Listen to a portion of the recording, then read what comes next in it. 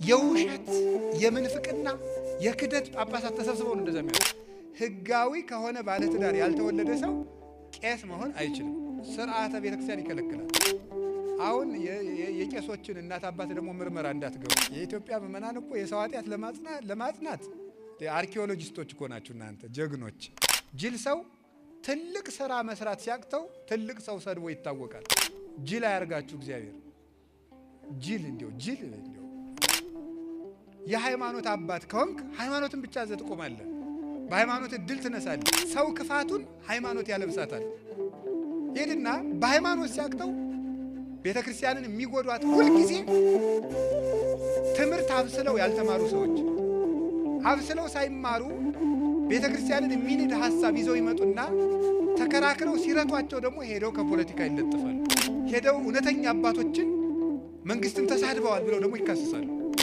የብሉያትና የሐዲሳት ጌታ ኢየሱስ ክርስቶስ ነው።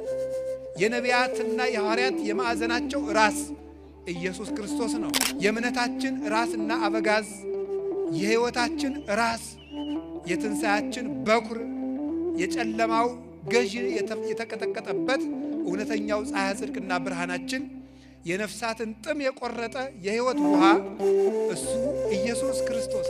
እኔ የዓለሙ ሁሉ ብርሃን ነኝ፣ እኔን የሚከተለኝ ከቶ ጨለማን አያይም ለዘላለም ሕይወትን ያገኛል እንጂ ብሎ ነው የነገረኝ ጌታ። መጠጥ አሸናፊነቱ ከእንቅልፍ እስኪነቁ ድረስ ነው። ንጉሥ አሸናፊነቱ እስከሚሻር ድረስ ነው። ሴት አሸናፊነቷ ውበቷ እስካለ ድረስ ነው።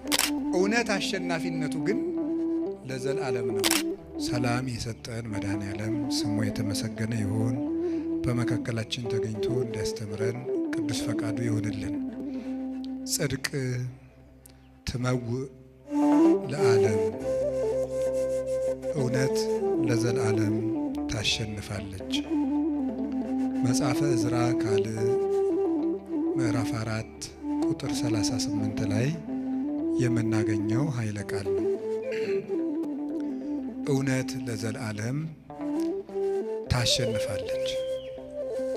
እውነት ለዘላለም ታሸንፋለች በሚል ርዕስ እንማማራለን።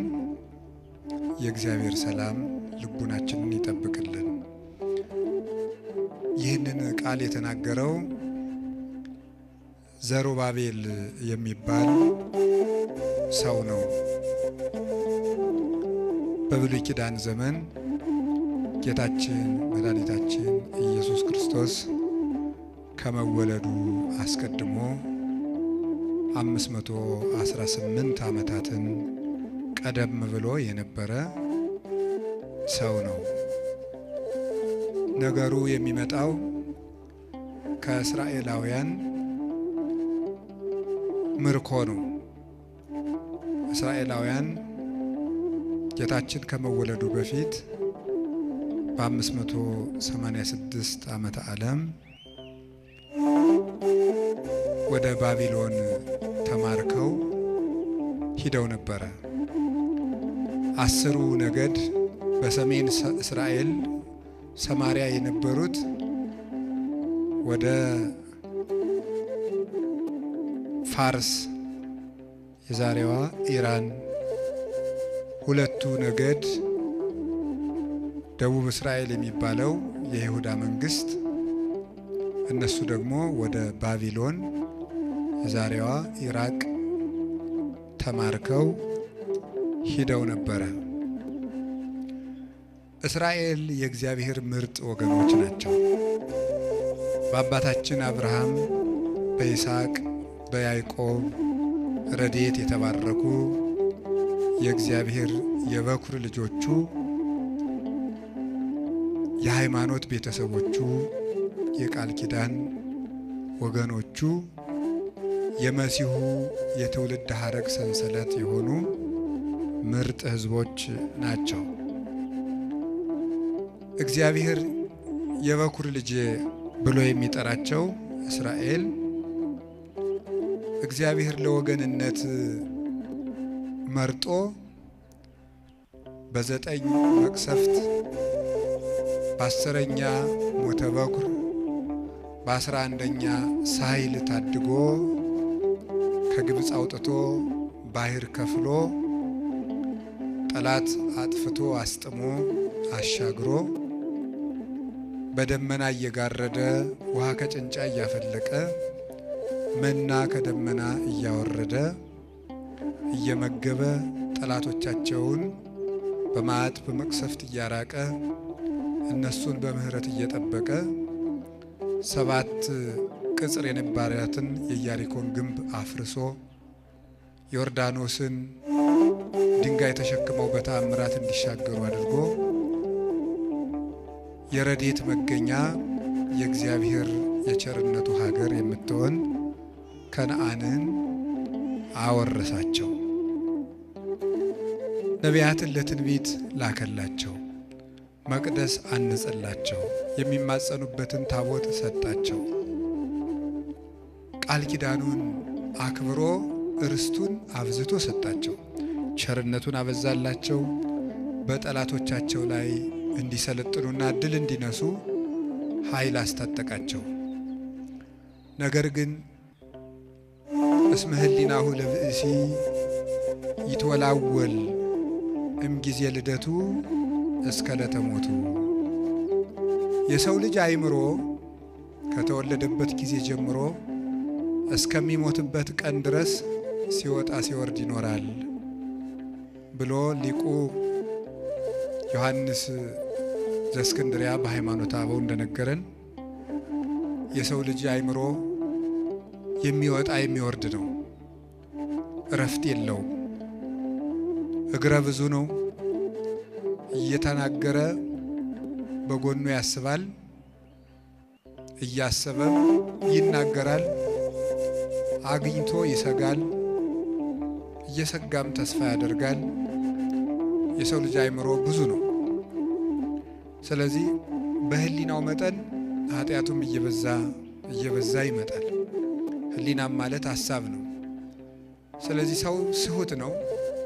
እየሳቱ ቃል ኪዳኑን እያሳበሉ መቅደሱን እያረከሱ ጣዖት እያመለኩ ኃጢአትን እያዘወተሩ ቢያስቸግሩት አሳልፎ ሃይማኖት ለሌላቸው አሳልፎ ሰጣቸው። ፀሐይ ሙቀቷን የምንሞቃት በሩን እስከ ከፈትን ድረስ ነው። እግዚአብሔር ለኛ የሚያስፈልገውን ነገር የሚሰጠን ልቡናችን በተከፈተ መጠን ነው። ፀሐይን በራችንን ድርግም አድርገን ዘግተን ለምን አልሞቅሽንም ብለን ልንወቅሳት አይገባም። እኛ በራችንን አልከፈትንምና። በሩን እንደዘጋን ፀሐይ በቤታችን ሳትገባ ብትቀርና ሳይሞቀን ቢቀር የፀሐይ ችግር ነው አይባልም፣ የባለቤቶቹ ችግር ነው። እግዚአብሔር የምህረትና የጥበቃ ቃል ኪዳን ሰጥቶ ሕዝብ በዚያ ቃል ኪዳን ሳይጠቀምበት ቢቀር እግዚአብሔር ወገኖችን ረስተዋል አይባልም። ስለዚህ ጠላቶቻቸውን አሰልጥኖ እንዲያውም መርቶ አምጥቶ አስማርኮ ወሰዳቸው። በዚያ 70 ዘመን ተገዝተው ንስሐ ከገቡ በኋላ እግዚአብሔር ከነሱ ወገን ጠላት የሚያጠፋ ንጉሥ ባይኖር እንኳ የፋርሱን ንጉሥ በባቢሎን ንጉሥ ላይ አስነስቶ ቂሮስ የሚባለው የፋርስ ንጉሥ ተነስቶ የባቢሎንን ንጉሥ ብልጣሶርን ድል ነስቶ እስራኤል ወደ ሀገራቸው እንዲመለሱ ከ70 ዘመን ስደት በኋላ ፈቀደላቸው። በዚያ ዘመን ተማርከው ከሚኖሩ እስራኤላውያን ወጣቶች በንጉሱ ጠጅ አሳላፊነት ተመርጦ የነበረ አንድ ዘሩባቤል የሚባል ሰው ነበረ። ከነገስታት ወገን ነው ትውልዱ። ንጉሱ ምሳ አዘጋጅቶ መኳንንቱን መሳፍንቱን መግቦ ትንሽ እንቅልፍ አረፍ ብሎ ሳለ እነዚህ የጠጅ አሳላፊዎች ምሳሌ እንመስል ቃላት እናምጣና ምሳሌው የተወደደለት ሰው በንጉሱ ይሸለም ብለው ተነጋገሩ። አዲስ ሐሳብ እናምጣና ሐሳቡ የተወደደለት ሰው ንጉሥ ይሸልመው ብለው አሰቡ። 3 ናቸው ወጣቶቹ ከዘሩባቤል ጋር 3 ሐሳቦችን አመጡ። አንደኛው የመወዳደሪያ ሐሳባቸው በዚህ ዓለም ላይ አሸናፊ ማን ነው የሚል ጥያቄን የሚመልስ ነው። በዚህ ዓለም ላይ አሸናፊ ማን ነው? እናንተም ይህን ጥያቄ ለራሳችሁ መጠየቅ ትችላላችሁ። በዚህ ዓለም ላይ አሸናፊ ማን ነው? እንዲህ ለው ሲጠይቁ አንደኛው አንድ ነገር አመጣ። በዚህ ዓለም ላይ አሸናፊው መጠጥ ነው አለ። በዚህ ዓለም ላይ አሸናፊው ወይን ነው አለ።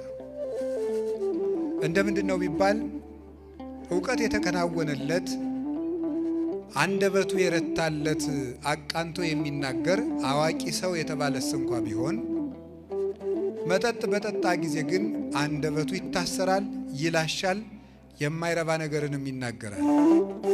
ልበ ብርቱ የተባለው ሰው እገሌ አዋቂ ልባም ነው፣ ጥልቅ አርጎ የሚመክር ብልህ ነው የምንለው ሰው መጠጥ በጠጣ ጊዜ ምስጢሩን አውጥቶ ለሰው ሁሉ ዘርዝሮ ይናገራል።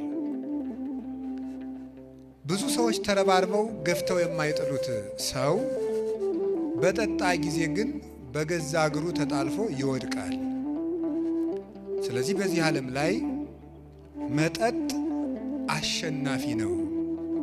ትልቅ ሰውን ያዋርዳል፣ አንደበትን ያስራል፣ ምስጢር ያስወጣል፣ የቆመን ይጥላል፣ ጤነኛን ያሳምማል፣ ይሰብራልም።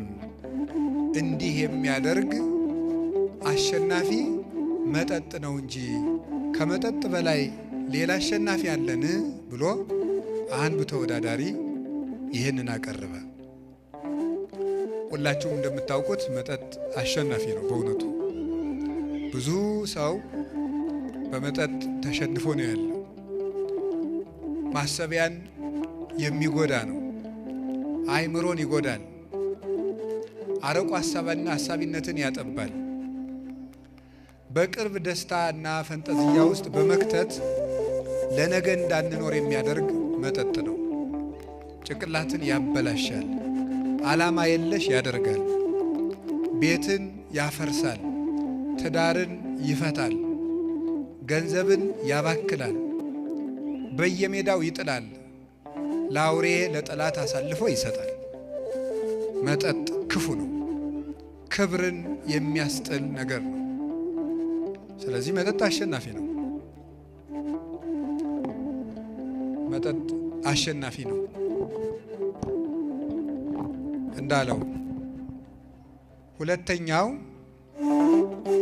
ሁላችንም መጠጥ መቀነስ አለበት። ስካር በዝቷል። እግዚአብሔር እንዳይሰማን እየሆንን ነው። ሀገራችን ያለንባት ሀገር ኢትዮጵያ በብዙ ፈተና ውስጥ እያለች እኛም እግዚአብሔርን ሰላም እንዲሰጠን እየለመንን፣ ነገር ግን ስካሩ ብዙ ነው። በነገር አረቂ የሰከረም ብዙ ነው። ያንንም የሚያስተምር ነው። ሁለተኛው በዚህ ዓለም ላይ አሸናፊው ንጉሥ ነው አለ። ንጉሥ አሸናፊ ነው። የወንድ መኳንንት የሴት ወይዘሮ ለንጉሥ የማይገዛ የለም። የቆመውን ቁረጥ የወደቀውን ፍለጥ ብሎ ቢያዘው ለንጉሥ የማይታዘዝ ለንጉሥ የማይገብር የለም። ሰው 10-20 ዓመት ፈልጎ ያጣውን ነገር ንጉሥ በፈለገ ጊዜ ግን በአንድ ቀን ያገኘዋል። ትልቁን ያዋርዳል፣ የተዋረደውን ይሾማል፣ ያከብራል። በዚህ ዓለም ላይ አሸናፊው ንጉሥ ነው። የተሾመ ሰው አሸናፊ ነው። ወንበር ያለው ሰው አሸናፊ ነው። ጊዜ ያለው ሰው ያሸንፋል ብሎ ተናገረ። ዘሩባቤል ደግሞ የለም በዚህ ዓለም ላይ አሸናፊ እናንተ ያላችሁት አይደለም፣ 2 ናቸው ብሎ አቀረበ። አንደኛው ሴት ናት በዚህ ዓለም ላይ አሸናፊ፣ በዚህ ዓለም ላይ አሸናፊ ሴት ናት ብሎ ተናገረ። ለምን ነው ሴት አሸናፊ ናት ያልክ ቢሉት ምን ትልቅ ሰው ቢሆን ዕውቀት ከባለጸግነት አንድ አድርጎ የያዘ ሰው ቢሆን ወደ ሴት በቀረበ ጊዜ ልቡ የማይፈታ የለም። ማንም የማይደፍረውን ሰው ሴት ግን ትደፍረዋለች፣ ማለት ትሰድበዋለች፣ ትቆጣዋለች። ለዚህ ምስክሩ ንጉሡን ብዙ ሰው እየሰገደለት ንግስቲቱ ግን መጥታ በጥፊ ትመታዋለች። አክሊሉን ከራሱ ላይ አንስታ ወስዳ ፀጉሯ ላይ ደፍታ ትጫወተዋለች። ለምን እንዲህ አደረግሽ ብሎ ቢቆጣት ደግሞ ቀድማ አኩርፋ ትቀመጣለች። ንጉሡ ተከትሎ ሄዶ አባብሎ ለምኖ ይታረቃታል። ሰው እድሜ ዘመኑን የለፋበትን ገንዘብ ለእናት ለአባቱ ሳይሰጥ ለሚያገባት ሴት አስረክቦ ቁጭ ይላል። በሴት እስትንፋስ የማይፈተን ልቡ እንደ ቅቤ የማይቀልጥ ማን ነው?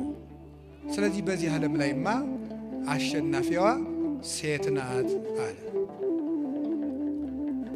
አራተኛ ግን ምን አለ?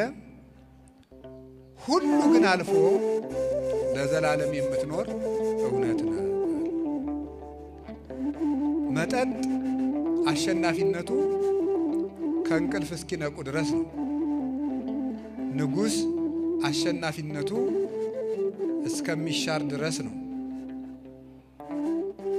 ሴት አሸናፊነቷ ውበቷ እስካለ ድረስ ነው። እውነት አሸናፊነቱ ግን ለዘላለም ነው። ስለዚህ ከሁሉ በላይ አሸንፎ የማይሻር ውበቱ የማይጠወልግ ስልጣኑ የማይሻር በትናንትና በዛሬ መካከል መለወጥና መለየት የሌለበት የዘላለም ንጉሥ እውነት ነው እና እውነት ያሸንፋል፣ ሁሉም ለጊዜው ነው ብሎ ዘሩባቤል አቀረበ። ንጉሡ ተቀስቅሶ ተነሳ። ንጉሥ ተቀስቅሶም አይደለም በነቃ ጊዜ ማለቴ ነው። ንጉሥ አንተ ተኝተህ ሳለ ሐሳብ አዋጥተን ነበረ። አይምሮ ሲሰሩበት እንደዚህ ነው። አይምሮ ካልሰሩበት ግን የረጋ ውሃ ማለት ነው። የረጋ ውሃ ትል ያፈራል። ወራጅ ውሃ ብቻ ነው ጤነኛ። ዝም ብሎ የተቀመጠ ውሃ፣ ደጅ ላይ የተጠራቀመ ውሃ ትል ያፈራል። ስራ የፈታ አይምሮ የተንኮል ፋብሪካ ነው።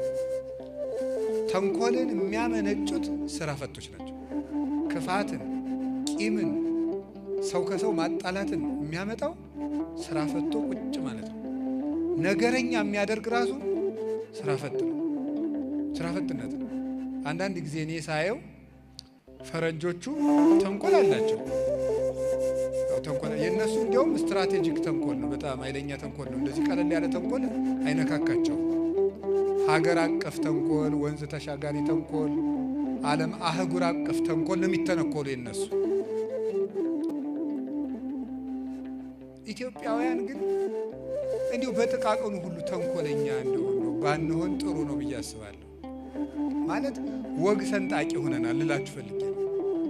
ነገር ሰንጣቂና ያለው ስራ ፈት ስለሆንን ይመስለኛል። አሁን በምን ነው ይሄን የማየው? አሁን ውጭ ሀገር ተወልደው ያደጉ ልጆች ኢትዮጵያውያን ውጭ ሀገር የተወለዱትን ሳያቸው ኢትዮጵያ ሲመጡ አንዳንዴ ሳያቸው በቃ የነገሯቸው ነገር ነው ብሎ ነው የሚይዙት። ወግ አይሰነጥቁም፣ አሽሙር አያውቁም። ለምንድን ነው ሲባል እኔ ሲገባኝ አሽሙር ስለሌለ ሁሉም ወደ ስራው ስለሚሮጥ። አሁን እኛ እኮ ስራ ስለሌለ ነው አሽሙረኛ ይሆን ነው፣ ነገረኛ ይሆን ነው። ነገረኛነት የስራ ፈትነት ውጤት ነው። ያንዳንድ ሰው በጣም ያስደንቀኛል። ቁጭ ብሎ ተንኮል የሚቀምር ሳለው ፊዚክስና ሂሳብ ይመስል ቁጭ ብሎ ወግ ተንኮል ቀምር እኔ ይደንቀኛል። እውነቴን ነው የምነግራቸው። አንድ ሰው ቁጭ ብሎ ተንኮል ሲያስብ እኔ አዛኝን በጣም ነው የምደነቀው። እንዴ ሰው ቁጭ ብሎ ተንኮል ያስባል?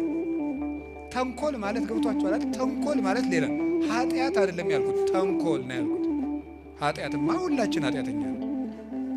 ተንኮል ማለት ግን ሰውን ማጥመድ፣ ነገር መሰንጠቅ፣ ነገርን ከነገር አሰናስሎ አቀናብሮ ለሰዎች ጉድጓድ መቆፈር። በእውነት ኃጢአተኛ በእግዚአብሔር ምሕረት አለው። ተንኮለኛነት ግን ከእግዚአብሔር ምሕረት ያሳጣል። እባብም ከአራዊት ሁሉ ተንኮለኛ ነበር አይደለም የሚለው ኦሪት ዘፍጥረት ስታነቡ፣ እባብ ከአራዊት ሁሉ ተንኮለኛ ነበር። ተንኮለኛነት ማለት ሰውን አሳስቶ ገደል መክተት። እንዲሳሳት ጉድጓድ ትቆፍራለህ፣ ተሳሳተ ብለህ ጉድጓድ ውስጥ ተከተዋለህ፣ ራስህ አሳስተህ ራስህ ትስቅበታለህ። ይሄ ተንኮለኛነት ነው። ጥሩ አይምሮ ግን ቁጭ ስንል ምን ማድረግ ነው ያለብን? ሐሳብ ማዋጣት። እስኪ ሐሳብ እናዋጣ ብለን እኔም አንድ ሐሳብ አንተም አንድ ሐሳብ እስኪ ይህን ነገር እንወያይበት ብሎ ይውላችሁ ቤተ ክርስቲያንንም ሀገራችንንም ያቆዩት ሐሳብ ያላቸው ሰዎች ነው። ጥሩ ሐሳብ የሚያስቡ ዘመንን ተሻግረው የሚያስቡ ሰዎች ናቸው። ማሰብ ትልቅ ነገር ነው። አሁን ይሄ ዘመን ምን እያደረገን እንደሆነ ታውቃላችሁ? እንዳናስብ እያደረገን። በቃ እንዳናስብ ነው የሚያደርገው። ይገደው ይገርማል። ምክንያቱም የማናስብበት ምክንያት ደግሞ ለምንድን ነው? ቁጭ ብለን እንዳናስብ ማሰቢያችን በሙሉ ጥቅጥቅ እንዲል እየተደረገ ነው። ይሄን የፈጠረው ምንድን ነው? ዓለሙ የሚሰጠን የቤት ስራ አለ። ጦርነት አለ፣ ብጥብጥ አለ፣ ስድድብ አለ። አሁንማ ድሮ ሰውና ሰው እቤት ቁጭ ብሎ ይበሻሸቅ ነበር። አሁን በሚዲያ መበሻሸቅ ተጀምሯል አይደለም? የአደባባይ ብሽሽቅ ተጀምሯል ማለት ነው። አሁን ያለ በሰው ጉዳይ ቁጭ ብሎ እንደው ኧረ በስመ አብ ከራስ ቤት በርን እያለ ሰው ልቅሶ ለምን ትሄዳለህ አለ ልቁ። ቁጭ ብሎ እነገሌ እና ትዳራቸው እንዴት ሆነ? እንደዚህ ነው የለም እንደዚህ ነው ውይይት። አይገርማችሁም? ቁጭ ብለህ የሰውን ህይወት እንጀራ አድርገህ ቆሎ አድርገህ ትቀቅለዋለህ፣ ቆሎ አድርገህ ታበስለዋለህ፣ እንጀራ አድርገህ ትጋግረዋለህ። በቃ አይጣል አይደረስ። ይሄ የሥራ ፈትነት ውጤት። እንደዛ አይደረግ። ሰውን ጉዳይ አድርጎ የሰውን ህይወት እያነሱ እንጀራ ማብሰል ተገቢ አይደለም። ከዛሳ በስልኮቻችን ላይ የተጫኑት መተግበሪያዎች እንዳናስብ የሚያደርጉ ናቸው። የዩቲዩብን ሳትጨርሰው የፌስቡክ ይመጣል፣ የፌስቡክን ሳትጨርሰው የቲክቶክ ይመጣል፣ የዚያን ሳትጨርሰው የምትደውለው ስልክ አለ። በቃ ንቅንቅ የማያደርግ መስኮት የሌለው ቤት ነው የሚያደርገው ጭንቅላታችንን ጠቅጠቅ ብለን እንዳንንቀሳቀስ። ደግሞ 24 ሰዓት ይሰራል ሁሉ ነገር። ዓለም መቼ ይጠፋል ብላችሁ ብትጠይቁኝ ማሰብ ያቆመለት ብዬ ነው የምናገረው። ማሰብ በሞቴ ትልቅ ነገር ነው። እነዚህ 3 ወጣቶች ቁጭ ብለው አሰቡ። በስደት ሀገር ሆነው ሀገር በሌለበት በባቢሎን ሄደው ሀገራቸውን አጥተው መቅደሳቸው ፈርሶ አባቶቻቸው ጠፍተው ርስታቸው ተወርሶ ታሪካቸው ተረስቶ ስደት ሀገር ሆነው እስኪ ሐሳብ እናዋጣ አሉ። ሁላችንም ሐሳብ አዋጠን ራሳችንም ሰውንም ለማዳን ነው መጣር ያለብን። ሐሳባቸው ተመረመረ፣ ሐሳባቸውን አቀረቡ። ፉክክርም የለባቸው። እኔ ያልኩት ይሁንም አላሉ። ሁላችንም የራሳችንን እናቅርብ፣ የተሻለ ሐሳብ ያለው ሰው ይሸለማል። ሐሳባቸውን አቀረቡ። ይሄን ገበያ ምን ያንጫጫዋል ተብሎ ቢጠየቁ አሉ አንድ አባት እበልጥ አልበለጥ አሉ። አሁን ግን የተሻለ ሐሳብ ያለው ሰው የሚሰማ ሳይሆን መንጫጫት ነው። ዝም ብሎ ማዳመጥ ጥሩ ነገር ነው። ከዚያ በኋላ ሐሳባቸውን አቀረቡ። እኔ እንደዚህ ነው ታሪኩን መልሼ በማብራራት ጊዜያቸውን መፍጀት ስለማልፈልግ ነው። መጽሐፍ ቅዱሱ ይከልሰዋል። እኔ ወይን ያሸንፋል ያልኩ በዚህ ምክንያት ነው። እኔ ንጉሥ ያሸንፋል ያልኩ በዚህ ምክንያት ነው። እኔ ሴት ታሸንፋለች ያልኩኝ በዚህ ምክንያት ነው። እውነት ያሸንፋል ያልኩ ግን እውነት በቁጥር አይለካም። እውነት ዘመን አይሽረውም። እውነት ፊት አይቶ አያዳላም። እውነት ለዘላለም ይኖራል። እውነት ከእድሜ በላይ ነው። እውነት ከባለጸግነት በላይ ነው። እውነት ከሀብት በላይ ነው። እውነት ከውበት በላይ ነው። እውነት ከወንበርና ከስልጣን በላይ ነው ብዬ ነው ብሎ አቀረበ። ምን እንዳደርግልህ ትፈልጋለህ አለው። የአባቶቼ መቃብር እንዲሰራ እፈልጋለሁ አለው። ዘሩባቤልን አንግሶ ሕዝብህን ይዘህ ወደ ኢየሩሳሌም ግባ ብሎት ዘውዱን ደፍቶ የሰባ ዘመኑን የምርኮ ቀንበር ሰብሮ የእውነት ልጅ ዘሩባቤል እስራኤልን ይዞ ኢየሩሳሌም ገባ እላቸዋለሁ። እውነት ያሸንፋል። እውነት ለማሸነፉ መጠጥ ያሉም እዛው ቀር አላሸነፉ፣ ንጉሥ ያሉም አላሸነፉ፣ ሴት ያሉም አላሸነፉ። እውነት ያለው ግን ቀንበር ሰብሮ ሀገሩ ገባ። ያ ማለት በዚህ ዓለም ላይ ትውልድን የሚያሽመደምዱ ሶስት ነገሮች አሉ ማለት ነው። አንደኛው የሹመት ፍላጎት፣ ሁለተኛው የምቾት ፍላጎት፣ ሶስተኛው የሥጋ ፍላጎት ናቸው። እነዚህን ዞር ብሎ ሳያቸው ከእውነት ጋር የቆመ ግን ለዘላለም ያሸንፋል። እውነት ተባባሪ አትፈልግም። ለእውነት ሰራዊት የላትም። እውነት ቦታ አትመርጥም።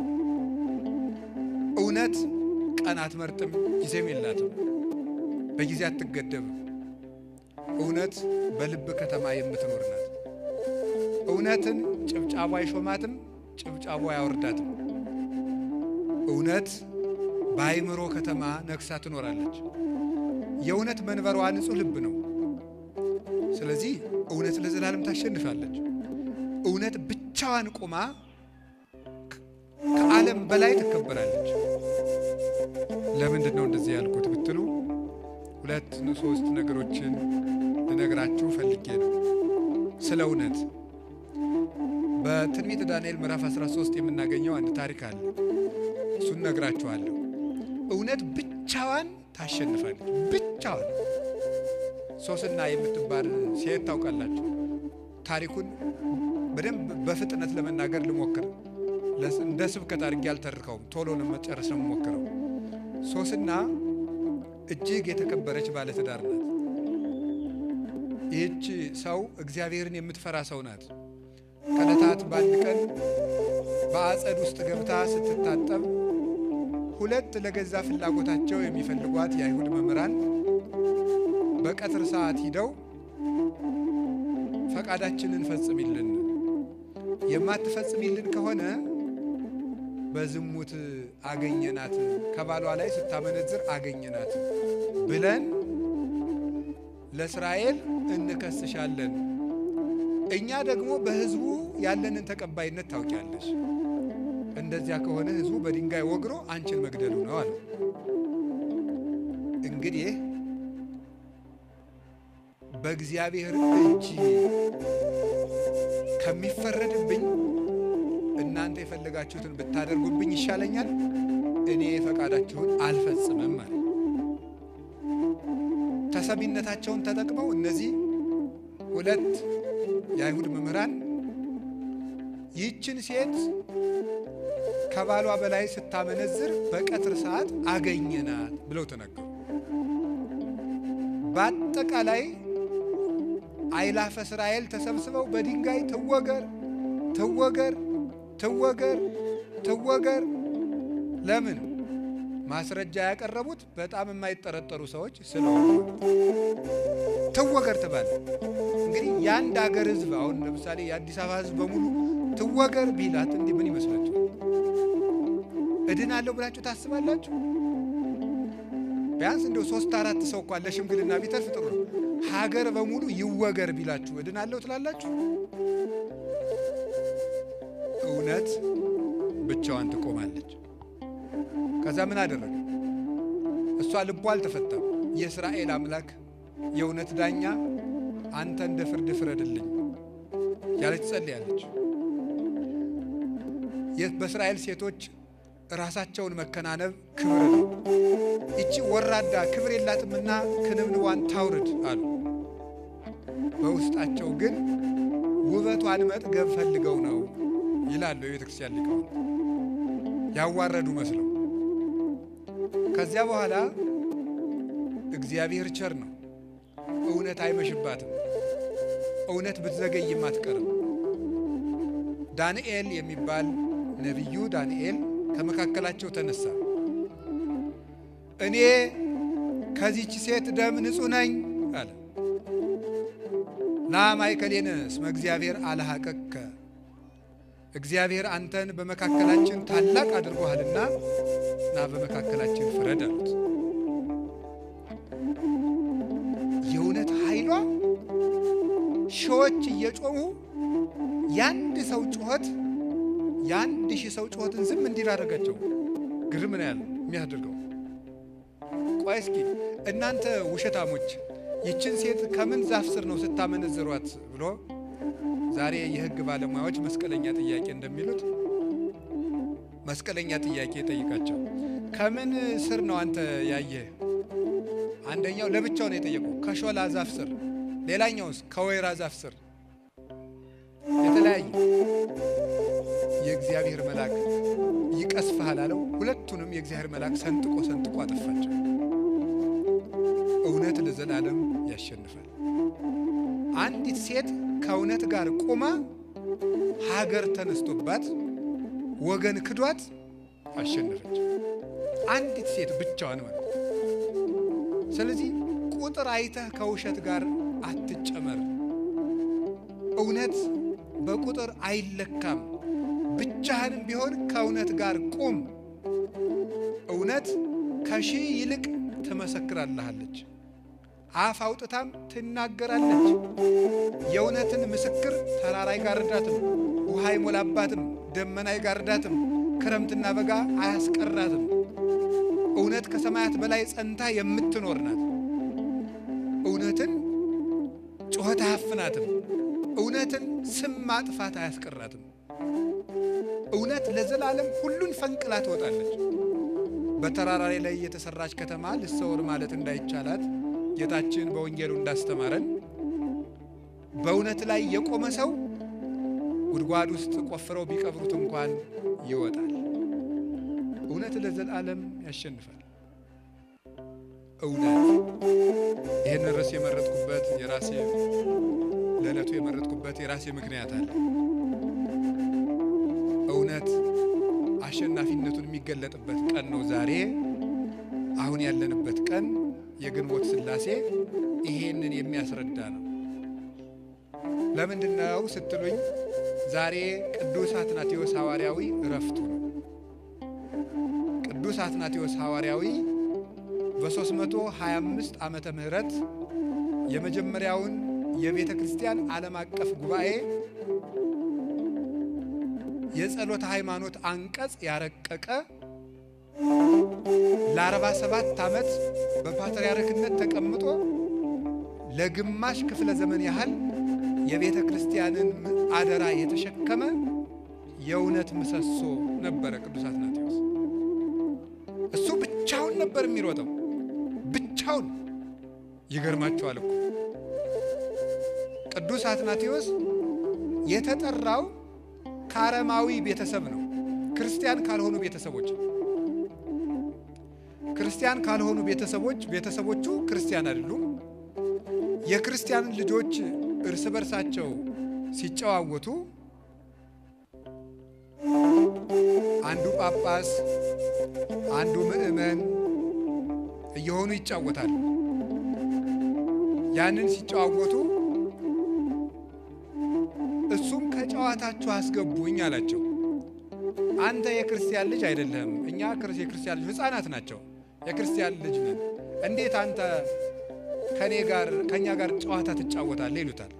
በቃ እንደናንተ ክርስቲያን ሆናለሁ፣ ከጨዋታቸው አስገቡኝ አላቸው። የሕፃናት ጨዋታ ነው።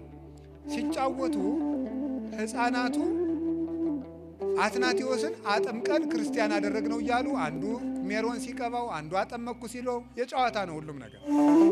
እንደዚያ ሲሉ በዘመኑ የነበረው የእስክንድርያ ሊቀ ጳጳስ ለእስክንድሮስ ደረሰ። ቆሞ ተመለከታቸው።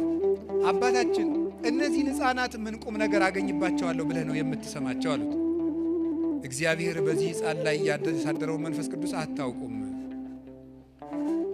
ከኔ ቀጥሎ ፓትርያርክነት የሚሾም ይህ ነው ብሎ ትንቢት ተናግሮ ይዞት ሄደ። በደንብ እያስተማረ መጻሕፍተ ብሉያትን መጻሕፍተ ሐዲሳትን እያስተማረ ዘመኑ የሚጠይቀውን በግሪኮ ሮማን ኢምፓየር ተስፋፍቶ የነበረውን የግሪክ ፍልስፍና ጥንቅቅ አድርጎ እንዲማር አደረገው። ለምን? እነ አርዮስ የግሪክን ፍልስፍና እየተጠቀሙ በተለይ የአርስቶትልን ፍልስፍና እየተጠቀሙ የክርስቶስን የባህሪ አምላክነት ይክዱ ስለነበረ እሾህን በሾህ እንዲያወጡት ፍልስፍና ተማርኩ ያለን ሰው በፍልስፍናው መንገድ ለመርታት ፍልስፍናን ጥንቅቅ አድርጎ ተምሮ የዘመኑን የግሪክ ቋንቋ የቴዎሎጂ ተርምስ የሚባሉትን መሰረታዊ ቋንቋዎች አውቆ በንጽህና በቅድስና ተሸልሞ በእስክንድሮስ ቤት አደገ። ከሃዲው አርዮስ ኢየሱስ ክርስቶስ ያልነበረበት ዘመን ነበር ወይም አልነበረም። አልቦ አመይሃሎ እሱ አልነበረም። ኢየሱስ ክርስቶስ የእግዚአብሔር የመጀመሪያው ፍጡር ነው።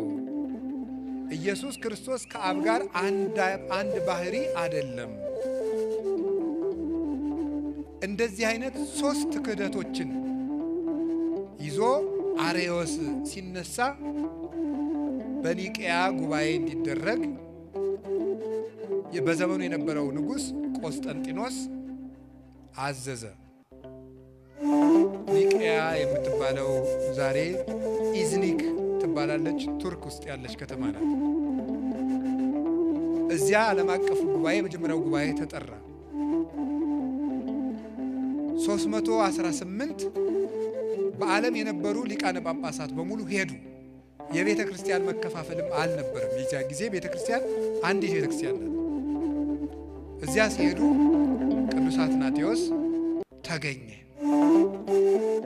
እነዚህን ክደቶች ሲያቀርብ ኢየሱስ ክርስቶስ ቀዳማዊ አይደለም ባለ ጊዜ ቀዳማዊነቱን ተንትነው አስረዱ። ቀዳሚው ቃል በመጀመሪያ ቃል ነበር የሚለውን ዮሐንስ ወንጌል ምዕራፍ 1 ቁጥር 1 ያለውን መሰረት እያደረጉ ቃል በመጀመሪያ ነበር ስለሚል ከቃል ተለይቶ የሚኖር ልብ የለም፣ ከልብ ተለይቶ የሚኖር ቃል የለም። ወልድም ከአባቱ ተለይቶ አልኖረም። ወልድ የአብ ቃል ነው። ልብ ያለ ቃል እንደማይኖር አብም ያለ ቃል አልኖረም። ስለዚህ ወልድ በአብ ልብነት የነበረ ቀዳማዊ ቃል ነው አሉት። ዕብራውያን ምዕራፍ 1 ቁጥር 3 ያለውን አንስተው ዘውቱ ጸዳለ ስብሐቲሁ ስለ ኢየሱስ ክርስቶስ ሲናገር ቅዱስ ጳውሎስ እሱ የክብሩ ነጸብራቅ ነው። ሃይማኖታችሁን በደንብ ስሙ። እናንተ መማር አለባችሁ። አንዳንድ ጊዜ እግዚአብሔር ያበላል ያጠጣል የሚል ስብከት ብቻ አይደለም መስማት ያለባችሁ፣ መሰረታችሁንም ማወቅ አለባችሁ።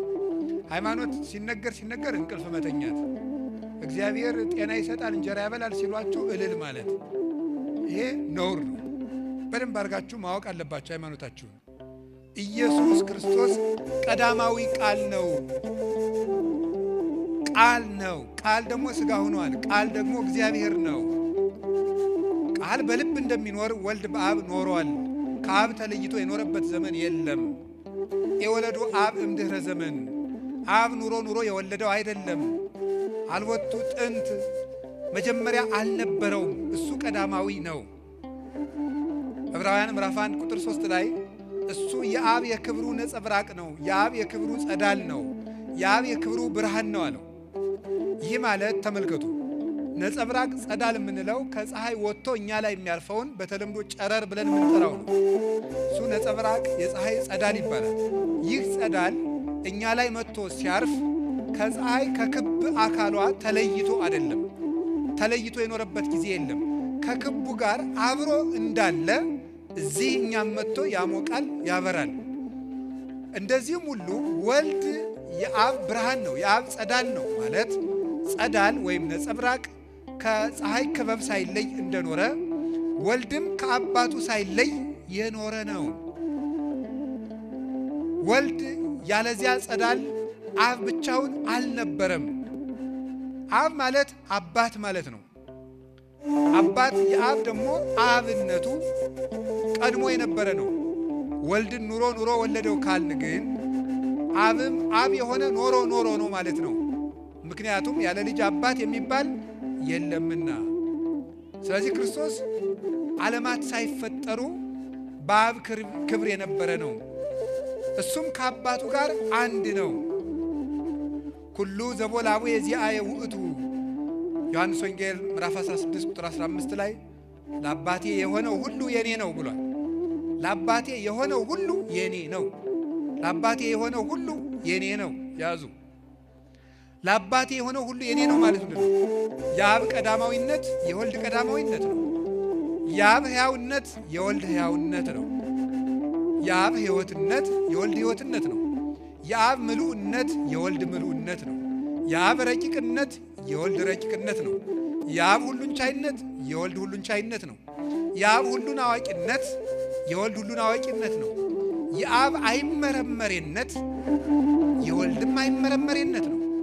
አብ እንደማይመረመር ወልድም አይመረመርም። አልቦ ዘአምሮ ለአብ ዘእንበለ ወልድ ባሕቲቱ ወአልቦ ዘአምሮ ለወልድ ዘእንበለ አብ ባሕቲቱ። ከአብ በቀር ወልድን የሚያውቀው የለም፣ ከወልድም በቀር አብን የሚያውቀው የለም። የማቴዎስ ወንጌል ምዕራፍ 11 ላይ ሲናገር ከአብ በቀር ወልድን የሚያውቀው የለም፣ ከወልድም በቀር አብን የሚያውቀው የለም። ስለዚህ አብ እንደማይመረመር ወልድ አይመረመርም፣ ወልድ እንደማይመረመር አብ አይመረመርም። ወለዘፈቀደ ሎቱ ወልድ ይከስት ሎቱ፣ ወልድ ለፈቀደው ይገልጥለታል እንጂ። አንደኛ ቆሮንቶስ ምዕራፍ 2 ላይ ቅዱስ ጳውሎስ ደግሞ ሲናገር መኑ ያአምር ሕሊናሁ ለእግዚአብሔር ዘእንበለ መንፈሱ ቅዱስ፣ የእግዚአብሔርን ሕሊናውን ማን መርምሮ ያውቃል የባህሪ ሕይወቱ ከሚሆን ከመንፈስ ቅዱስ በቀር ብሎ እንደተናገረ መንፈስ ቅዱስ የመንፈስ ቅዱስ ረቂቅነት የአብ የወልድ ነው። የወልድ ረቂቅነት የአብ የመንፈስ ቅዱስ ነው። የአብ ረቂቅነት የወልድና የመንፈስ ቅዱስ ነው። በዚህ ርቀት የኖረ ነው። ወልድ ቀዳማዊ ነው። ከአባቱ ጋር አንድ ነው። በከመ ይሁቦሙ አብ ሕይወተ ለፍቁራኒሁ ከማሁ ወልድኒ ይሁቦሙ ሕይወተ ለፍቁራኒሁ። አብ ለወደዳቸው ሕይወትን እንደሚሰጥ ወልድም እንዲሁ ለወደዳቸው ሕይወትን ይሰጣል። ከመ ያክብርዎ ሰብ ለወልድ ዘከመ ያከብርዎ ለአብ። ሰዎች ሁሉ አብን ባከበሩበት ክብር ወልድን ያከብሩት ዘንድ አብ ሕይወትን እንደሚሰጥ ወልድም ሕይወትን ይሰጣል። የዮሐንስ ወንጌል ምዕራፍ 5 ላይ ስታነቡት እንዲህ ይላል። ሕይወት እግዚአብሔር ነው። በኦሪት ዘዳግም እንደተናገረ አነ እቀትል ወሐዩ ቀስፍ ይወሳል አልቦ ዘያመስጥ እምኔ፣ እኔ ገርፋለሁ፣ እኔ አቆስላለሁ፣ እኔ ፈውሳለሁ፣ እኔ ገላለሁ፣ እኔ አድናለሁ፣ ከእጄ የሚያመልጥ የለም፣ ማዳንና መግደል የኔ ስልጣን ነው ይላል የሰራዊት ጌታ እግዚአብሔር። እንዲህ ነው የሚለው። እግዚአብሔር ሕይወት ነው። እግዚአብሔር ሕይወት ነው። ክርስቶስ ደግሞ የዮሐንስ ወንጌል ምዕራፍ 11 ቁጥር 25 ላይ ምን አለ? አነ ውእቱ ትንሣኤ ወሕይወት፣ እኔ ትንሣኤና ሕይወት ነኝ አለ። እግዚአብሔር ቅዱስ ዳዊት እግዚአብሔር ብርሃኔና መድኃኒቴ ነው አለ። እግዚአብሔር ያበርሊተ ወያድኅነኒ እምንትኑ ያበርሃኒ አለ። እግዚአብሔር ብርሃኔና መድኃኒቴ ነው መዝሙር 26 ቁጥር 1 ላይ። የዮሐንስ ወንጌል ምዕራፍ 8 ቁጥር 12 ላይ አነ ውእቱ ብርሃኑ ለዓለም ዘይተለወኒ ይርኤያ ለጽልመት አላ ይረክብ ብርሃነ ሕይወት፣ እኔ የዓለሙ ሁሉ ብርሃን ነኝ፣ እኔን የሚከተለኝ ከቶ ጨለማን አያይም ለዘላለም ሕይወትን ያገኛል እንጂ ብሎ ነው የነገረኝ ጌታ። ስለዚህ ክርስቶስ ከአባቱ ጋር አንድ ነው። አባ ሰባሃኒ በስብሐቲከ ዘሃሎ ምስሌከ እምቅድመ ይትፈጠር ዓለም። አባት ወይ ካንተ ጋር ዓለም ሳይፈጠር በነበረኝ ክብር ግለጠኝ፣ የኔን ክብር ግለጥ አለ። ወዝንቱ ውእቱ ሕይወት ዘላለም ከማይምሩከ ለከ ለአምላከ ጽድቅ ባሕቲትከ ወለዘፈነውጎ ኢየሱስ ክርስቶስ ወልድከ የዮሐንስ ወንጌል ምዕራፍ 17 ላይ ሲናገር አባቴ ሆይ የዘላለም ሕይወት ይህች ናት፣ የዘላለም ሕይወት ይህች ናት፣ ብቻህን አምላክ የምትሆን አንተን ያውቁ ዘንድ የላከው ልጅህን ኢየሱስ ክርስቶስን የሚያውቁ ዘንድ ነው። እንግዲህ የዘላለም ሕይወት አብን በማወቅና ወልድን በማወቅ የሚገኝ ከሆነ የዘላለም ሕይወት በአንድ አምላክ ይሰጣል እንጂ በዋና አምላክና በተከታይ አምላክ የሚሰጥ አይደለም። አምላክም አንድ ነው፣ ሕይወት ሰጭም አንድ ነው። እንደዚያ ከሆነ አብን ማወቅ ሕይወት ከሆነ ወልድንም ማወቅ ሕይወት ከሆነ ሕይወት ደግሞ ለዓለም ያለው አንድ ነውና አንድ ሕይወት አለውና ለዓለም ያ አንድ ሕይወት እሱ ከአባቱ ከመንፈስ ቅዱስ ጋር ሩይ በመለኮቱ የሚሆን አንድ የባሕርይ ጌታ ኢየሱስ ክርስቶስ። አንደኛ ዮሐንስ ምዕራፍ 5 ቁጥር 20 ላይ እንዲህ ይላል ቅዱስ ዮሐንስ በመልእክቱ ሲናገር ንነሰ ነአምን ከመ መጽአ ወልደ እግዚአብሔር ወሀበነ ልበ ከመ ናእምሮ ለእግዚአብሔር በጽድቅ። እኛ ግን የእግዚአብሔር ልጅ እንደመጣ እግዚአብሔርንም እናውቅ ዘንድ ልቡናን እንደሰጠን እናውቃለን። ወሀለውነ በአሚን በወልደ እግዚአብሔር ዘውእቱ ዘበአማን እግዚአብሔር። አንድያ ልጅ በሚሆን በእግዚአብሔር ልጅ በኢየሱስ ክርስቶስ በማመን ጸንተን ይሄው እንኖራለን። እሱም ለዘላለሙ እውነተኛ አምላክ ነው። ስለዚህ ኢየሱስ ክርስቶስ ከአባቱ ጋር አንድ ነው። እኔና አብ አንድ ነን። ዘሬ ኪያየ ርዮ ላቡዬ አባቴን ያየ እኔን አየ። አብን ማየት እንዴት ወልድን ማየት ከሆነ ወልድን ማየት አብን ማየት ከሆነ አብ ከወልድ ልዩ ነውን? አይደለም። አብ ከወልድ አንድ ነው፣ ከመንፈስ ቅዱስም አንድ ነው። በስላሴያቸው ንነሰ ኢንበው ውስተ ከፊለ መንግስት። እኛ የስላሴን መንግስት ወደ መክፈል አንገባም። ስላሴን በአንዲት መንግስት እናውቃቸዋለን። በትንቢተ ኢሳይያስ ምዕራፍ 6 ቁጥር 3 ላይ እንደተነገረ ቅዱስ ቅዱስ ቅዱስ እግዚአብሔር ጸባዖት ፍጹም ሙሉ ሰማያት ወምድረ ቅዱሳት ስብሐቲከ ተብሎ እንደተጻፈው ቅዱስ ስለ አብ፣ ቅዱስ ስለ ወልድ፣ ቅዱስ ስለ መንፈስ ቅዱስ እግዚአብሔር ጸባዖት ስለ አንድ ጌትነታቸው ተብሎ የተነገረ ነው። እንዲህ አድርገው አርዮስን ተከራክረው ረድተዋል። ወልድ ቀዳማዊ ነው። ወልድ ከአባቱ ጋር አንድ ነው። ወልድ ፍጡር አይደለም፣ ዓለማትን የፈጠረ ነው። ወወቱ ኩሉ ኮነ ወዘንበሌ ውስጥ አልቦ ዘኮነ ወይምንትኒም ዘኮነ ወዘሂ ኮነ በእንቲአሁ ወቱ ሕይወት ውእቱ። በእርሱ ሁሉ ሆነ፣ ያለ እርሱ ምንም የሆነ የለም። የተፈጠረው ሁሉ በእሱ ፈቃድ የተፈጠረ ነው። በእሱ የተፈጠረው ፍጥረት ሁሉ ሕይወት ነው። እሱ እውነተኛ ብርሃን ነው ተብሎ ዮሐንስ እንደነገረ ነው። ስለዚህ የፍጥረታት ሕይወት ነው ክርስቶስ። ቅዱስ አትናቴዎስ ስለዚህ ጉዳይ ሲናገር አርዮስ መልስ በሰጠው ጊዜ እንግዲህ ክርስቶስ ከፍጡራን እንዳንዱ ከሆነ አለ የጠፋውን ልፈልግ መጣሁ እንደምን ይላል? በማቴዎስ ወንጌል ምዕራፍ 18 ላይ እስመ መጽአ ወልደ እጓለ እመሕያው ከመ ይስስ ወያድኅን ዘተሐውለ።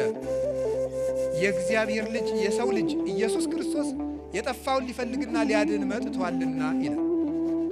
ኢየሱስ ክርስቶስ ከፍጡራን እንዳንዱ ተራ ፍጡር ከሆነ ምስጋና ይግባውና ተራ ፍጡር ከሆነ እንዴት የጠፉትን ሊፈልግ ይመጣል?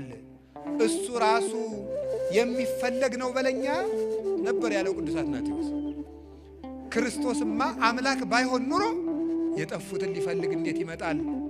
ፍጡር የጠፋውን የሚፈልግ ቢሆንማ ኖሮ አዳምን ፍጡር የሚያድነውና የሚዋጀውማ ቢሆን ኖሮ መላእክት ለምን ባልተላኩለትም ነበር? ሲወጡ ሲወርዱ የነበሩ መላእክት ለምን ባልዋጁትም ነበር?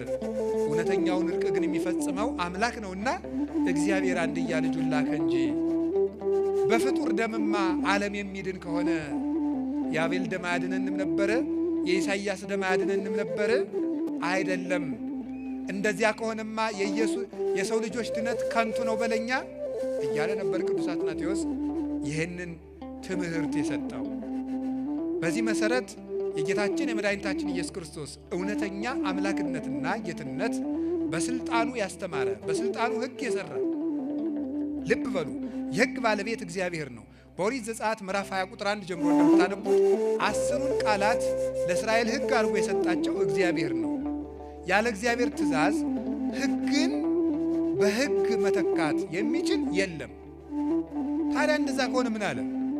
ሰማይክሙ ዘተብዕለ ለቀደምትክሙ አፍቅሩ ቢጸክሙ ወጽልኡ ጸላይተክሙ ወአንሰ እብለክሙ አፍቅሩ ጸላይተክሙ።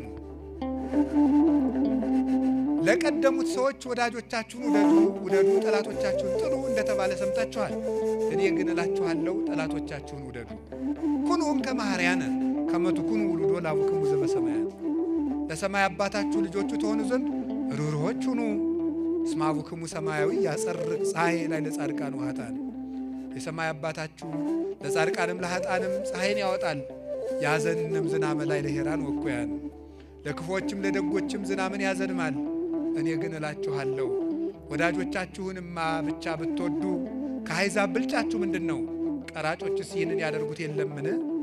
እያለ ሕግን የሠራ ተራራው ላይ ቀድሞ በሙሴ ዘመን ሕግን እንደሰጠ ትናንት በተራራ ላይ ሕግን የሰጠዋችሁ እኔው ነኝ ሥጋ ለብሼ የመጣሁ ሲል ወደ ተራራ ወጥቶ ከፍ ባለ ቦታ ላይ ቆሞ እኔ ግን እላችኋለሁ እያለ እንደ ጌትነቱ ሕግን ሠራ።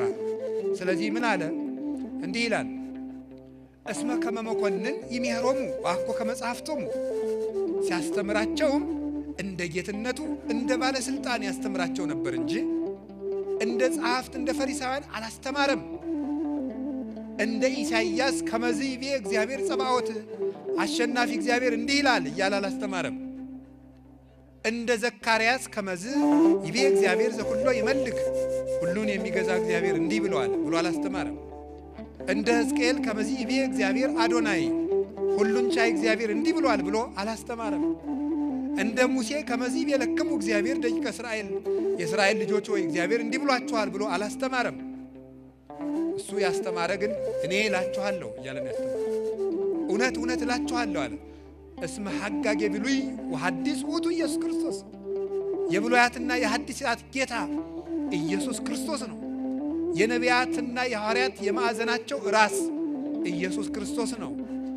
የእምነታችን ራስና አበጋዝ፣ የሕይወታችን ራስ፣ የትንሣያችን በኩር፣ የጨለማው ገዢ የተቀጠቀጠበት እውነተኛው ፀሐይ ጽድቅና ብርሃናችን፣ የነፍሳትን ጥም የቆረጠ የሕይወት ውሃ እሱ ኢየሱስ ክርስቶስ ነው። ስለዚህ ቅዱስ አትናቴዎስ ይህንን አስተማረ፣ ገለጠ። ጸሎተ ሃይማኖት የሚባለው ጸሎት አርቅቆ ያቀረበው ቅዱስ አትናቴዎስ ነው። ዛሬ ግንቦት 7 ሥላሴ የቅዱስ አትናቴዎስ ዕረፍት ነው። በጣም በትልቅ ቀን የተሰበሰብ ነው። የተወደዳችሁ ምእመናን፣ ሃይማኖታችን የተመሰከረበት ቀን ነው። ይሄ ቀን እግዚአብሔር በዚህ ቀን ስለሰበሰበን እናመሰግነዋለን። በኋላ ሁላችንም ቀጥ ብለን ቁመን ይህንን ጸሎት እንጸልያለን። የሕይወታችን ጌታ ትንሣኤያችን ኢየሱስ ክርስቶስ እውነት ሆኖ ያሸነፈበት ከ318ቱ ሊቃውንት ጋር 319ኛ ብሎ የአርዮስን ልብ በረቂቅ ሥልጣኑ የወጋበት በዮሐንስ ወንጌል ቀዳማዊ ቃል በሚለው ቃሉ የክደትን እንክርዳድ አበጥሮ የዘራበት በመንፈስ ቅዱስ እስትንፋስነት እንክርዳዱን አርዮስን ከአዝመራው የለየበት የትልቁ መሳሪያውና መዶሻው የቅዱስ አትናቴዎስ ዕረፍቱ ነው ዛሬ። ስለዚህ ቅዱስ አትናቴዎስ ይህን እውነት ገለጠ። አርዮስ ተወገዘ። አርዮስ ከተወገዘ በኋላ እለእስክንድሮስ ሲያርፍ አርዮስ ሞቶ እለእስክንድሮስ አርፎ አትናቴዎስ በእለእስክንድሮስ መንበር የእስክንድርያ ፓትርያርክ ሆኖ ሲሾም እለእስክንድሮስ ሊሞት ሲል እንዲህ ብሎት ነበረ። አትናቴዎስ ሆይ አንተ የቤተ ክርስቲያንን ሹመት ትሸሸዋለህ፣ ግን ይከተልሃል እንጂ አይለቅህም ብሎት ነበር። ቅዱስ አትናቴዎስን ቅዱስ ጎርጎርዮስ ዘንዚናዙ ሲያመሰግነው የቅድስና ሁሉ ፍሬ፣ የቅድስና ውበት ምልክት፣ የትሩፋት ሁሉ መገኛ ነው አትናቴዎስ ይለዋል ቅዱስ አትናቴዎስን ሲያመሰግነው። ስለዚህ ቅዱስ አትናቴዎስ 47 ዓመት በእስክንድርያ መንበር ሲቀመጥ 17ቱን ዓመት በስደት ነው የኖረው። 17 ዓመት። ርዕሳችን ምንድን ነው? እውነት ያሸንፋል። በውሸት ከሰውት ያውቃሉ። እጅ ቆርጧል ብለው ከሰውት ያውቃሉ። ይገርማችኋል። ቅዱስ አትናቴዎስን በትምህርት ቢያቅታቸው ከሰሱት። ምን አድርጎ? የአንድ ድሃ እጅ ቆርጧል ብለው በአጋጣሚ እጁ ተቆርጧል ተብሎ ከተባለ ቅዱስ አትናቴዎስ ተከሶ ቀረበ። ይገርማችኋል፣ የሰው እጅ ተቆርጧል ተብሎ የታሰበው ሰውዬ በአጋጣሚ ለሌላ ጉዳይ በጉባኤው ተገኘ። ቅረብ አሉት። ምን ቆርጧል ነው ያላችሁኝ? ያለ ቅዱስ አትናቴዎስ እጅ። ምን ቆርጧል ነው ያላችሁኝ? እጅ። የቆረጥኩት ሰው ስሙ ማን ይባላል? እገሌ። የውሸት የምንፍቅና የክደት ጳጳሳት ተሰብስበው እንደዛ የሚያሉ ምን ነው የቆረጥኩት? እጅ። አየህ፣ ጅል ሰው ትልቅ ሥራ መስራት ሲያቅተው ትልቅ ሰው ሰድቦ ይታወቃል። የጅል ሰው አካሄድ እንደዚህ ነው። ጅል አያርጋችሁ እግዚአብሔር።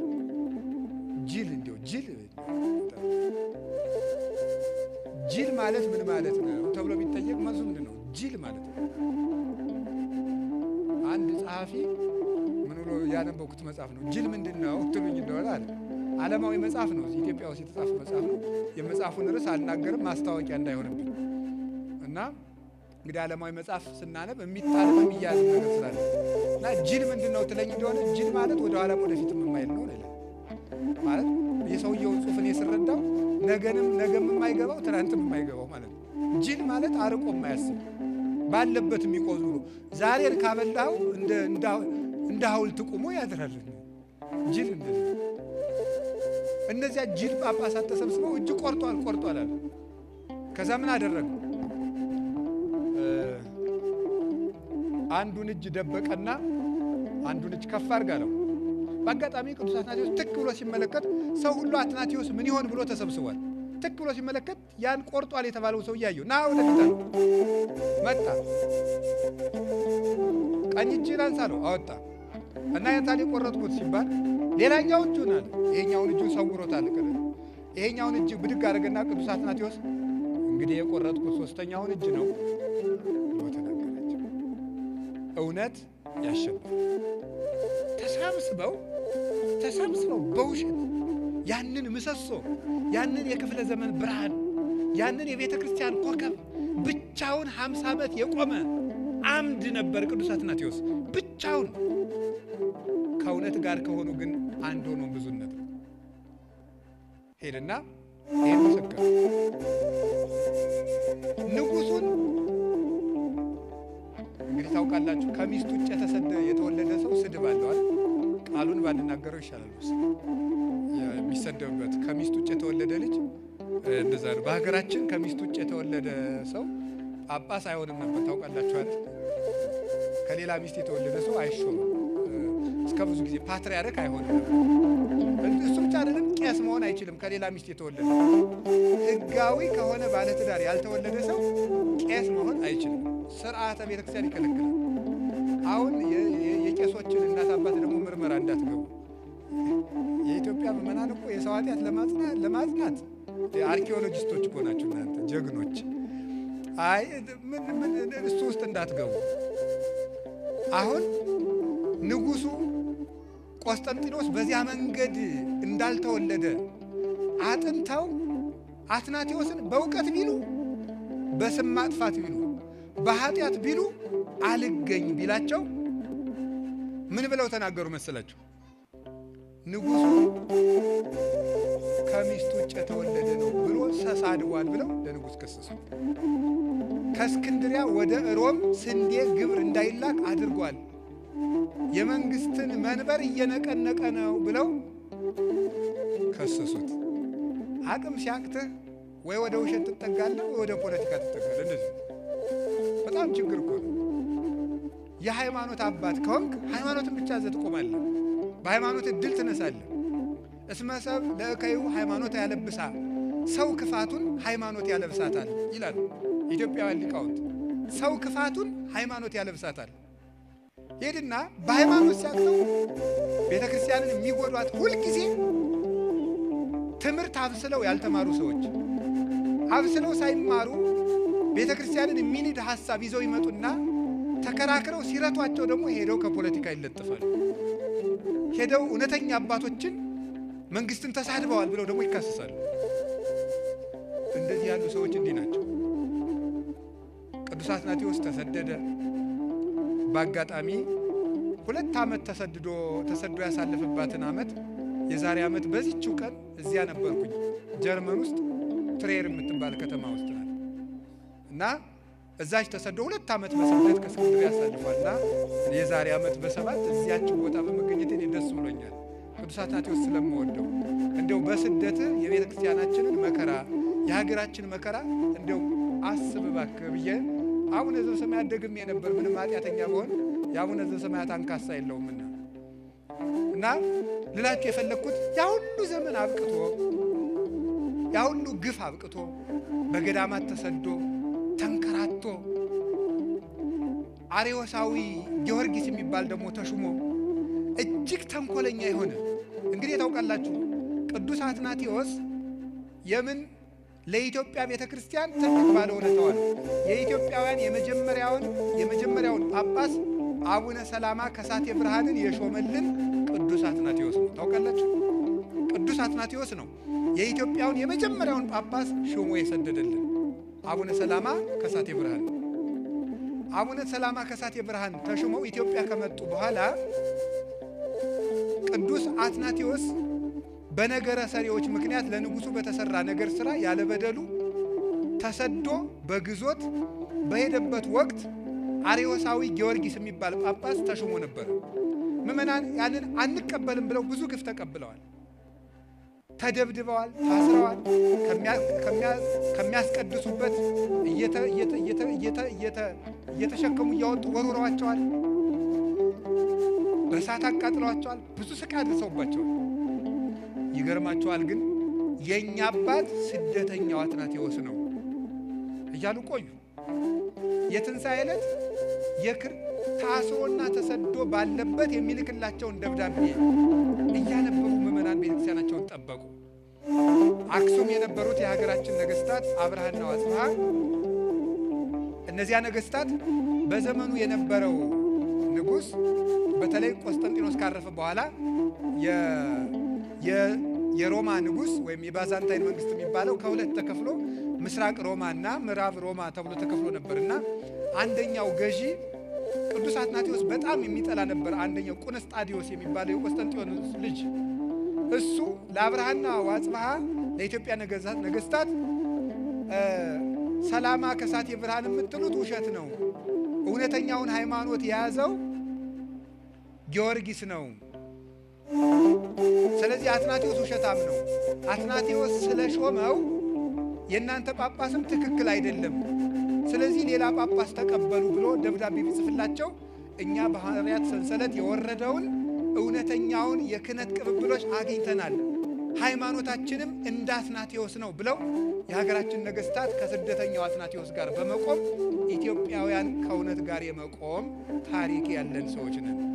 ቅዱስ አትናቴዎስ ሲመለስ ቤተ ክርስቲያን ከቅዱስ አትናቴዎስ መንበር ጋር ቀጠለች እና መጨረሻ ላይ ቅዱስ አትናቴዎስ ይሄ ሁሉ ስደቱ አብቅቶ ረፍት አድርጎ ቤተ ክርስቲያንን አገልግሎ በእውነት ቃል እነዚያ ሁሉ ጠላቶቹ ጠፍተው እንግዲህ አርዮስም እንደተባለው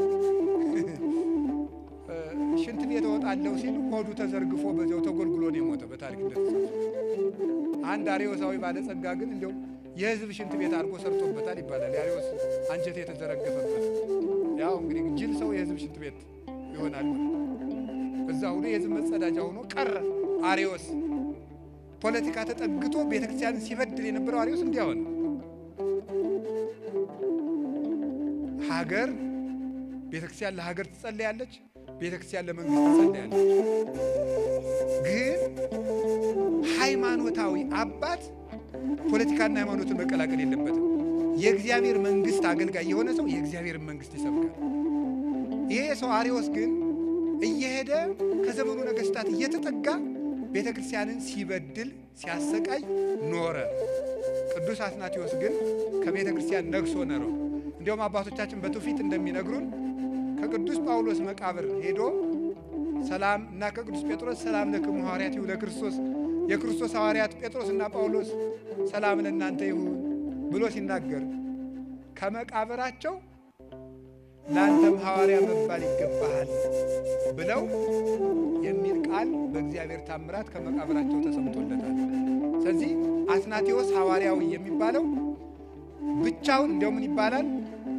አትናቴዎስ ዓለም በአትናቴዎስ ላይ እንደተነሳ አትናቴዎስ ደግሞ ብቻውን በዓለም ላይ የተነሳ ሰው ይባላል። በታሪክ ሲጻፍ ታውቃላችሁ። ብቻውን በዓለም ላይ የተነሳ ሰው የዛን ጊዜ ሮማ፣ እስያ፣ አፍሪካ፣ አውሮፓ የሚባለው ሁሉ አንድ ዓለም ነበር የነበረው። በክርስትና አልተከፋፈልም የዛን ጊዜ። ይገርማችኋል እኮ አሁን እዚህ ኢትዮጵያ ውስጥ ወይም ሌላ ቤተክርስቲያን ውስጥ ወይም አርመን ቤተክርስቲያን ውስጥ እርስ በርስ ጳጳሳት ቢጣሉ እኮ አይደለም። በዓለም ያሉ ጳጳሳት ከጥቂቶቹ በስተቀር በአትናቴዎስ ላይ ተነስተውበት ቤተ መንግስቱ በአትናቴዎስ ላይ ተነስቶበት ብቻውን አትናቴዎስ ግን በእነሱ ላይ ቆሞ ያሸነፈ የእውነት ምሰሶ ነበረ እና እንዲሁም ተሰብስበው ሰዎች ኧረ እባክህ ዓለም ሁሉ እኮ ተነሳብህ ብለው ቢጠይቁት ግድ የለም በኢየሱስ ክርስቶስ ስም እኔም በዓለሙ ተነስቼበታለሁ ብሎ ነበር። ብቻውን በዓለም ላይ የቆመ ብርሃን ቅዱስ አትናቴዎስ ነው። የአርዮስ ስም አጠራሩ ጠፍቶ አሰረ ፍኖቱ ሁሉ ተደምስሶ የእሱ መንበር የለውም። የቅዱስ አትናቴዎስ እናቱ ቤተ ክርስቲያን ግን እስከ ዛሬ ድረስ ፍሬ እያፈራች አለች። እውነት ለዘላለም ታሸንፋለች። የቅዱስ አትናቴዎስ አምላክ በሃይማኖት ያጽናን። ይህን ጸሎት ሃይማኖት ያረቀቀው እሱ ነው። አባ ጳውሊ የተባሉ አባት በራእይ እንዳዩት ሰይጣን እንደ ጸሎት ሃይማኖት አድርጎ የሚጠላው ጸሎት የለም፣ ሰማዕታት ደም ያፈሰሱለት እውነት ነውና ይላሉና ጸሎት ሃይማኖት የሚለውን መንገድ ላይ ሆናችሁ፣ መቃብር ላይ ሆናችሁ፣ ውስጥ ሆናችሁ፣ የትም ሆናችሁ ቢሆን ጸልዩ። የአትናቴዎስ አምላክ ይደርስላችኋል። የቅዱስ አትናቴዎስ አምላክ በፍጹም ሰላሙ ለሁላችንም ይድረስልን። ከእውነት ጋር ያቁመን እግዚአብሔር። ወስብሐት ለእግዚአብሔር።